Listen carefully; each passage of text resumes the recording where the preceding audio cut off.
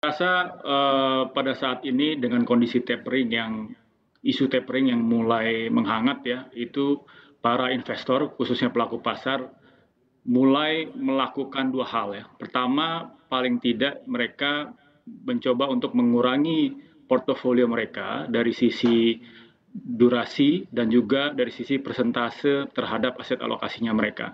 Sehingga dengan demikian diasumsikan dengan memiliki portofolio yang relatif resisten terhadap volatilitas dari surat utang yang beredar di pasar, itu akan dapat mempertahankan kinerja dari masing-masing portofolio dari investor. Kalau kita lihat saat ini, Bapak pasar memang sudah bisa begitu ya mengantisipasi dampak dari tapering. Nah, lalu apa yang menjadi fokus atau mungkin diantisipasi oleh para pelaku pasar saat ini?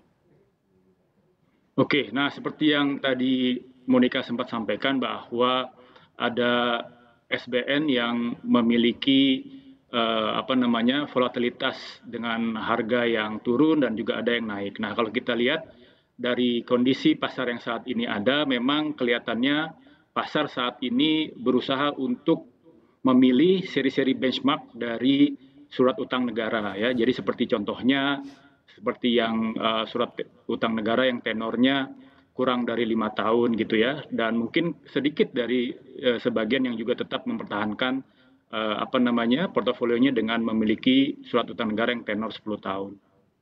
Ini bisa Oke, kita baik. lihat juga dari kondisi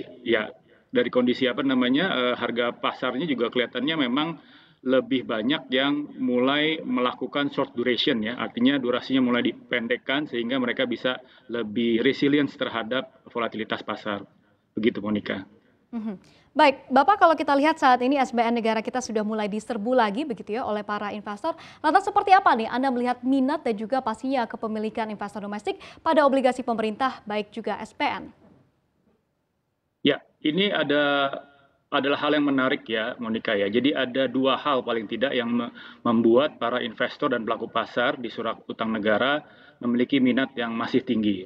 Yang pertama adalah seperti kita ketahui bahwa di bulan ini pemerintah telah menghentikan lelangnya mereka ya, melelang dari surat utang negara sampai dengan akhir tahun ini, karena mungkin target dari pendapatan penerimaan APBN sudah terlampaui, sedangkan dari sisi pengeluarannya relatif bisa lebih manageable. Itu menyebabkan supply yang ada di pasar itu relatif agak sedikit ada hiccup ya, sehingga dengan asumsi demand yang masih tetap tinggi mengakibatkan banyak investor yang tetap berburu ya untuk supaya tidak ketinggalan kereta dari kenaikan harga atau yang terjadi di pasar obligasi saat ini. Dan yang kedua juga kita ketahui juga bahwa Bank Indonesia dan Kementerian Keuangan telah melakukan yang disebut sebagai burden sharing ya.